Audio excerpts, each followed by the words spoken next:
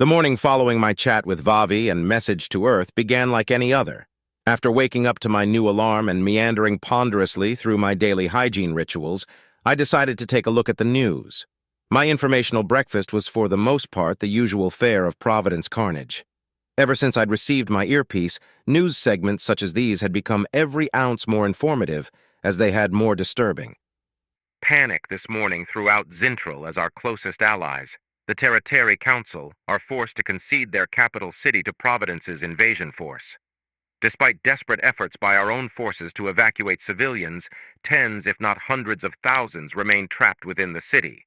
Kekalul, widely hailed as the city of the future, hosts several major manufacturing plants that have so far been vital to the war effort. Providence's intentions with the city are so far unknown, but given their recent activities throughout the Habelt Theater, the people of Zintral have good reason to fear the worst for those still within city bounds.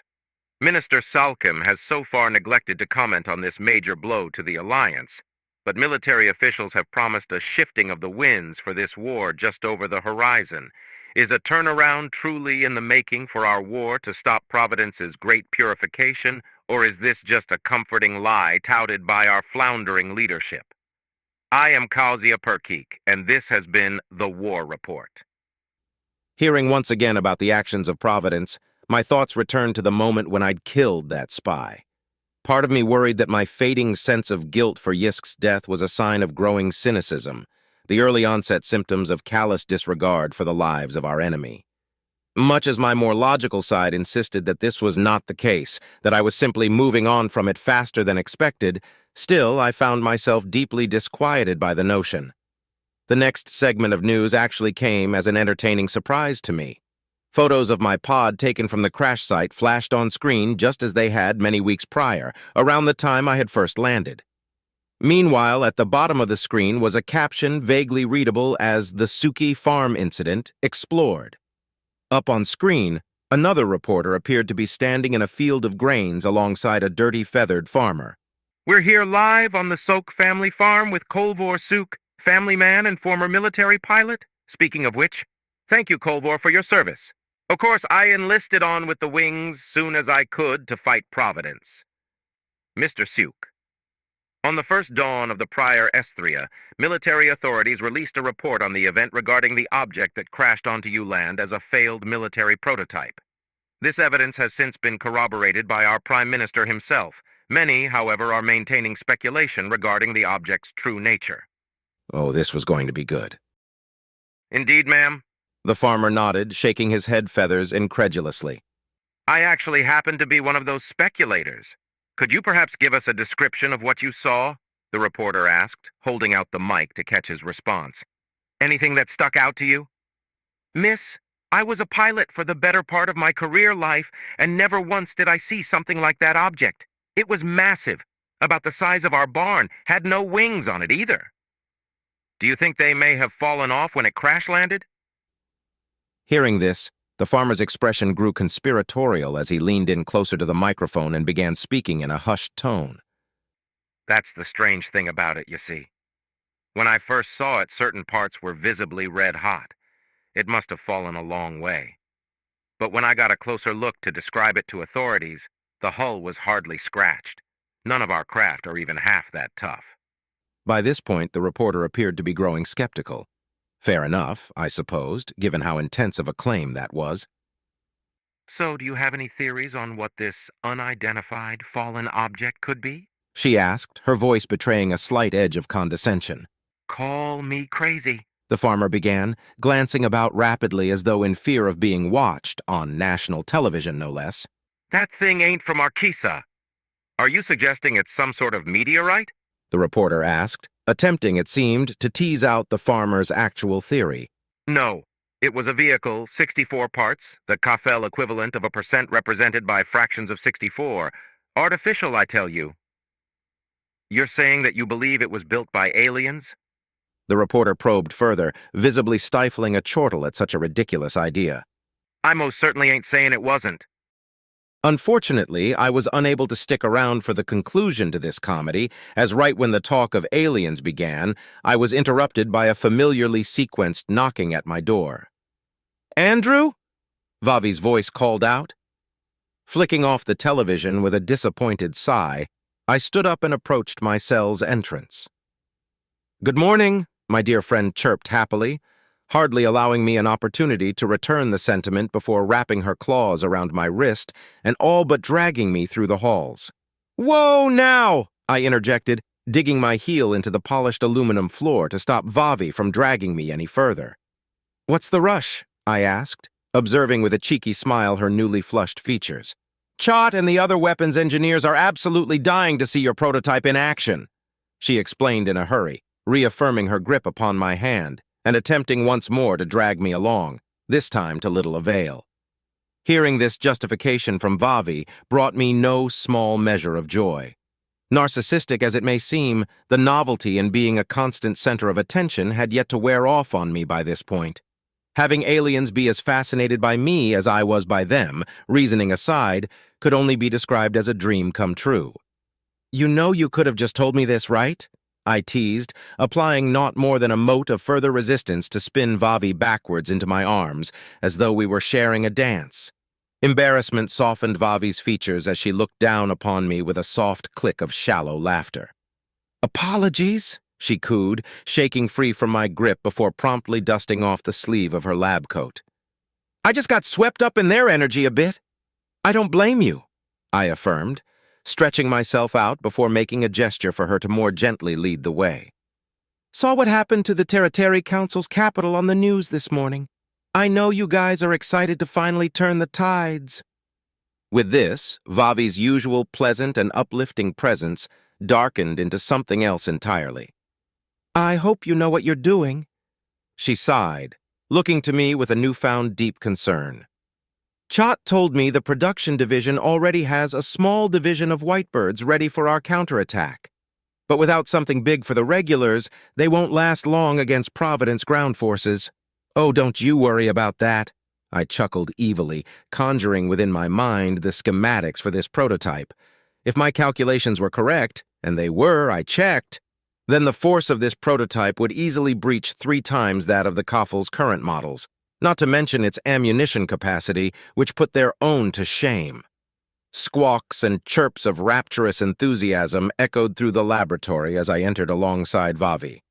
Immediately upon my arrival, the mass of engineers excitedly crowded around my design's blueprint broke their formation in order to bombard me with all manner of questions regarding the build. How old is this design? Much as I loathe to admit it, I honestly had to think about that one a bit. If you mean this exact model, about 19 hours. If you mean this type of gun in general, then at least 500 years. That response was clearly not what they had expected, as quiet murmurs of speculation regarding our current capabilities floated between individuals. "How ferocious were your wars that something like this was necessary?" another Koffel asked, momentarily stopping me in my tracks as I contemplated how best to articulate that by our standards, this thing was little more than a toy. "These were never used in a real war," I concluded, breathing a quiet sigh of relief as this half-truth seemingly satisfied them. Eventually, one of the scientists finally gathered together the courage to ask me that question which they had all been audibly agonizing over. "If this is that old, what sort of military technology do your people have now? More than enough to make sure you guys win this war?" I concluded with an apathetic shrug, hesitant to continue this line of questioning. If the Kaffel discovered what it actually took to kill a human, I would probably be classified as some form of bioweapon. Comparing our physiologies simply wasn't fair. They were fragile to us in the same way that we were fragile to hippos. Regardless, who's ready to see how this beauty shoots? Following their unanimous reply, I quickly found myself ushered through the firing range door. Chot, it seemed, had been busy setting up the gel dummies in preparation for my arrival. 4 targets lined the range at various distances, each set of mock-up bones and organs silently pleading for a bullet. Besides Vavi, who remained faithfully by my side as I picked up the gun and began checking it once again for any defects, the remaining scientists filed themselves into a small observation panel separated from the range by glass. Many of them had notepads out, and one appeared to be manning a primitive video camera. "Go on, then!" Chot began in a tone of unbefitting excitement. "Show us how it's done!" Boy, would it be fucking awkward if I missed. Newfound anxiety bubbled up in my chest as I carefully unclipped the safety and with slow precision lined up the weapon against the nearest dummy's chest. At this range, with no more than a handful of meters between us, failing to hit my target would be especially embarrassing. And so, steadying myself with a deep breath and lining up the prototype's barrel against my nearest target, I fired, and, much to my misplaced surprise, actually hit the target first try. Fractions of a moment after the bullet landed its mark, it had already been apparent to everyone in attendance that it was the work of no ordinary Koffel gun. Ripples of force centered on the bullet's destination spread across the torso's surface like those of a puddle meeting a raindrop. The real show, however, was what went on beneath the surface. The brunt of my weapon's force appeared to be centered near the ribcage's center right half, thoroughly shattering it and launching the ribs like shrapnel with the full power of a heavyweight's haymaker, sending one inward into the replica heart and another rocketing into its skull. A few of these rib pieces even punctured the surface, startling some of the scientists as one of them clinked against the glass separating them. The damage compared to their Rakasi carnivore model was a marked improvement, but it was the firing rate and capacity of ammunition that really made this weapon shine. Quickly pointing my weapon at another of the targets, I fired once again and managed to nail it in the head, creating a splash of the gelatinous substance as beneath it the skull ruptured, leaving nothing more than a stump atop the dummy's neck.